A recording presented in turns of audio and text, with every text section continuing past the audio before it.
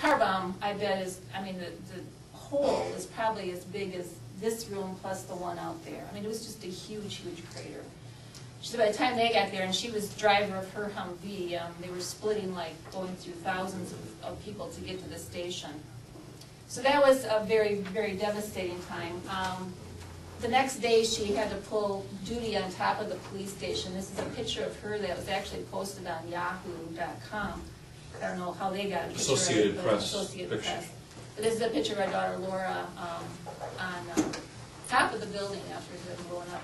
Anybody who says women don't serve in combat will take a bad picture. She endured that, got through the next few months. She was supposed to be coming home in April of 2004. This is Easter. Good Friday is when the only person in her unit got killed, Michelle Whitmer, I think the first National Guard soldier to die in Wisconsin in military duty, was killed that day, so it was devastating. She called us Sunday morning on Easter Sunday, 2004, 6 in the morning, and she said, "Mom, we've got one more mission tonight." She said, "We've packed up most of our gear, we've shipped a lot of stuff home, we've got one more mission, and we're going to be coming home." Well, we drove down to my sister's for Easter, and she called on the cell phone in tears. She said, "Mom and Dad, we just found out we're extended for 4 more months." It was devastating. I mean, it was devastating for all of us, for them. I'd like to read an email that she sent a couple weeks after this all happened, with Michelle dying and with her extension. April 25th, 2004. "Another week of missing home, more than I can say. It's been a rough one, a lot of emotions and not many of them good. This place is taking a toll on me. My hope and morale have been drained from my system. I am now just a pile of skin and bones that does what I'm told. It's hard to even think for myself anymore. I just don't care. I don't care when mortars hit. I don't care when an IED goes off. I'm numb. That's why they need to get us out of here. We have nothing left, mentally or physically. It is completely inhumane what they have done to us, and we are tortured souls." And when I think about the escalation of the surge of troops that is happening right now, they're not fresh soldiers coming in that, they are people like my daughter, soldiers like my daughter, who were expecting to come home. Like this unit in Minnesota, who just was supposed to come home this month, got extended through July. 22 months, a National Guard unit is going to be over there. It is, it is inhumane. They cannot function. 130-degree heat with 60 pounds of gear on your back. Laura said that after that police station was blown up and they were extended, they were going south of Baghdad. They were in a Humvee with no air conditioning. They had to have their windows rolled up because of the threat of IED. Driving, 50 miles out into the desert in this condition with 130-degree heat. And then they get to the police station and have to stand outside of the police station in the hot sun all day to stand guard there. So this is what our daughter went through, and we're very, very thankful and fortunate she came home in July of 2004. She got her degree, and she's now actually teaching in England, and we're leaving Thursday to go see her, so we're very, very happy for her. But she has been diagnosed with post-traumatic stress. She's 30% disabled. Recently received a letter saying that was not enough to keep her from being redeployed. So how do they determine the percentage of disability on post-traumatic? I'm not real sure. There is a number of tests that I know that they have to go through, but I'm not sure. I don't know, Jamie, do you have any idea on that? I don't okay. know that. So that's Laura's story. Her son Joe joined regular Army in the year 2000. Decided to become a medic. Went to Korea for a year, came back to Fort Riley, Kansas, and then was deployed in September 2004. He was in Ramadi area, very dangerous part of the Sunni Triangle. I don't know should I read this email from Joe? Well, if you want, if you guys would like to hear what he went through, and I think it would help us understand how difficult it is for our soldiers when they come back home after dealing with things like this, and they're expected just to kind of pick up where they left off.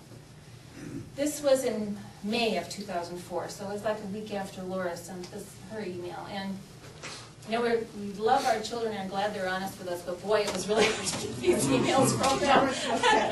Yeah, it was, yeah. Well, this is from Joe.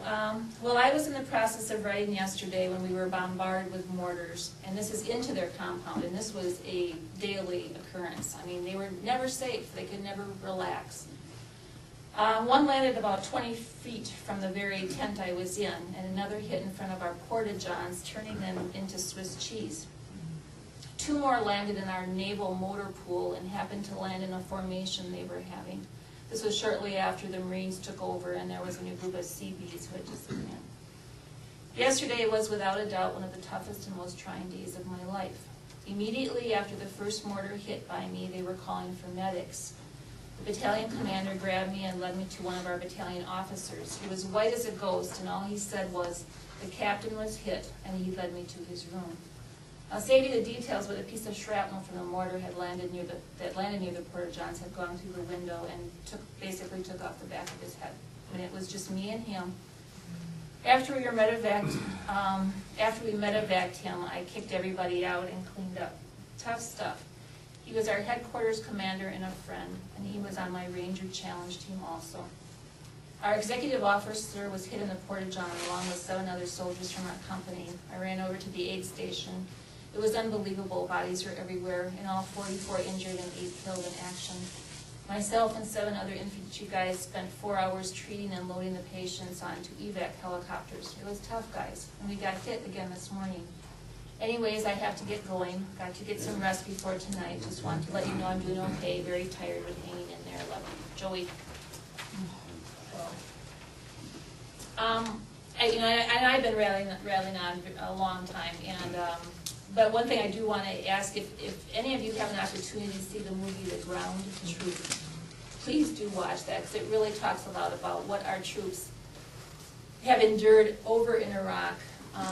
The things that they've had to do is being part of a soldier, but very often it's, you know, being told that you can't stop that Humvee for anything, even if there's a child in the middle of the road, or there's someone in a crowd that's shooting at you, so, you know, to save yourself, you just take out everybody, you know, and so they're dealing with these things that are part of their job, but then having to come home and deal with this, you know, those are coming home physically injured, and those coming home with the scars you can't see. And it is, I think, affecting so very, very many of our soldiers. So we need to help them. We really need to help them and make sure that they're getting the care that they need. Jamie, Mr. and Mrs. Naylor, do you have a sense as to maybe what percentage of the men and women in the units that you served in and that your children served in who suffered some type of injury from their experiences in Iraq? We deployed with about 123 people. We left with 98.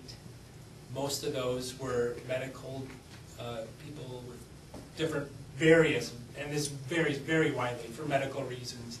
From leishmaniasis, I deployed with someone also. There's 3 people from Wisconsin in this unit. It was out of Ohio, but she's an older lady, and she contracted leishmaniasis, which is basically carried by a sand flea.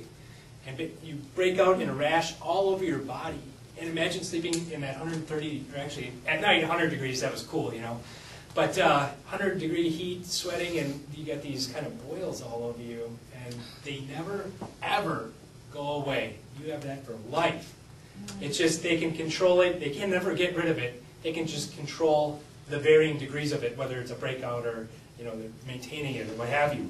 So this was about December. She went to Ramstein in Germany and then ended up at Walter Reed for about 3 months. She actually met us at when we redeployed, when we came back home. And that was late March, early April 2004. So she had been sitting at Walter Reed for those 3 months. And actually I can't gauge then how the health care was. She didn't really say.